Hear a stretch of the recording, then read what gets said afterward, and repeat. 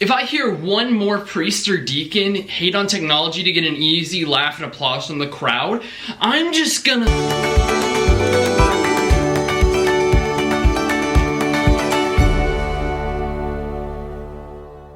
Real quick, before we get into the meat of the video, make sure you subscribe so you don't miss a single episode. New episodes out every single day. And that right there, what I just said, is the problem that I have of why people think that technology is evil. Look, I understand people have problems with technology, but technology itself is not a bad thing. If I had $1 for every time I heard a priest or a deacon basically crap on technology just because it's a popular thing to do, I'd have $1 million.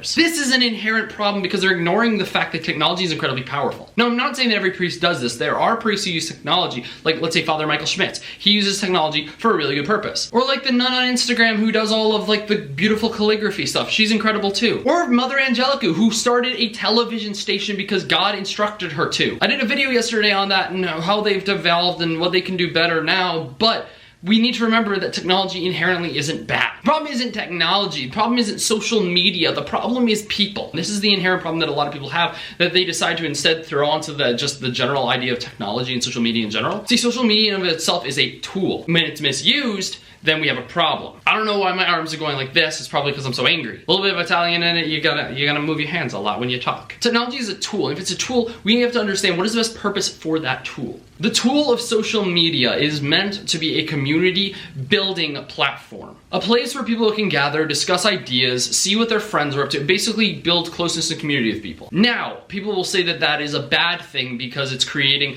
these fake friends or these Facebook friends that a lot of people like to, talk bad about in homilies. But the thing is, these Facebook friends aren't bad in and of themselves. Obviously, you need deeper friendships than just people who you like comment on their posts and hit like every time you like them. But that's not what Facebook should be for. Facebook, the purpose, or Instagram, Twitter, MySpace is dead, Google Plus is dead, Facebook, Instagram, Twitter.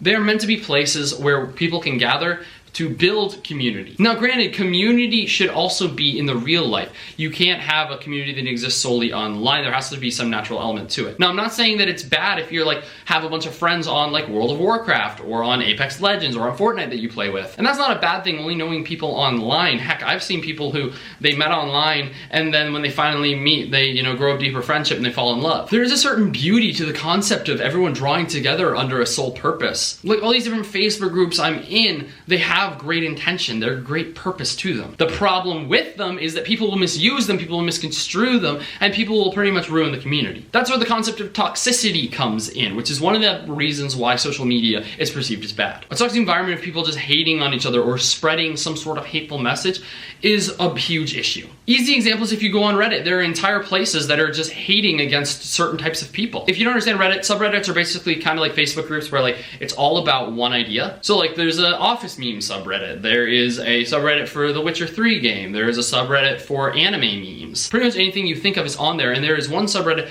that is for like people who don't really want to have kids. Like the concept of just like raising children just doesn't appeal to them. And that's totally fine. I mean, it's your choice, like you do you with your life. That's not toxic in and of itself. Now the toxicity came in when I looked on there and realized that most of the people are hating against anyone who does have kids or wants to have kids. See, that's where the toxicity comes in, is you can have an idea or a concept, but once you start to hate on other people as your concept, that's not okay. Toxicity is the first big issue I have with social media. The second one is clickiness. Community, yes, exclusivity within community, and like, oh, well, we all went to this one thing, so we understand something better than an outsider, totally fine. But when it becomes almost like a church clique, I have a problem. Let me define church clique real fast. It's almost like the concept of the God Squad that I've talked about, where it's all these people who are like, we're holier now, we're better than everyone else, look at us guys. And their mission is not so much to preach and bring goodness, but instead to be like, oh guys, look, if you're not like us, you're evil. Or at the very least, not evil, but like you're living poorly, or like you don't know what you're doing. And I've had a lot of people telling me that I am in fact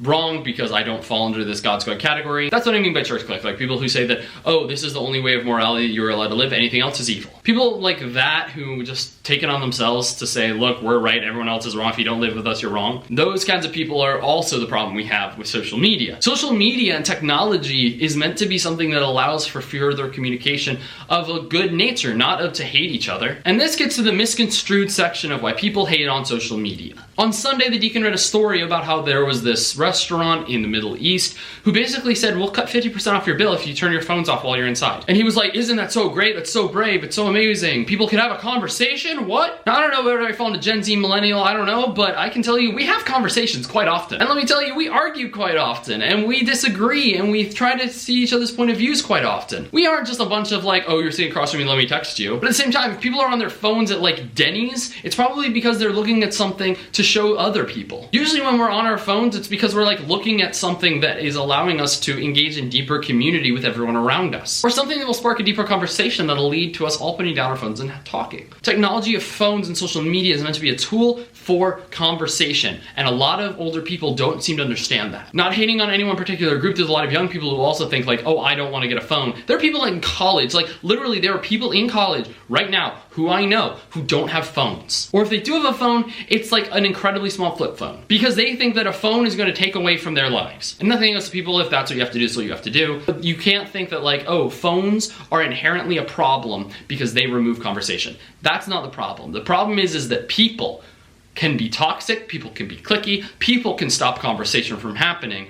That's the issue we need to focus on. And most of the people who have these toxic natures usually stem from some form of insecurity. So the problem isn't even technology and social media. The problem is that we've raised up a generation of people, and even like my parents' generation, that generation is also full of people who just are insecure. Insecurities about your height, weight, gender, social status, job, way of living, income, anything like that is what's going to create more of a toxicity, bitterness, and that is where we have a problem with social media. So in conclusion, I don't want to hear any more people talking about how social media and phones are bad in and of themselves. The problem isn't technology, the problem is the people who use the technology. It's just like the conversation of a hammer in and of itself isn't a bad thing. It's a tool. It can either be used to build or it can be used to bash someone's head in. Like there's a lot of different things that you can do with a hammer. So that's what I wanted to talk about today. Social media isn't bad, technology isn't bad. We need to stop this conversation that's an easy laugh in church, deacons and priests, if you're watching this, of social media is bad, technology is bad. Oh my gosh, people could have a conversation. Millennials don't want to have a conversation. We do want to have a conversation. We have conversations all the time. I guarantee if you come,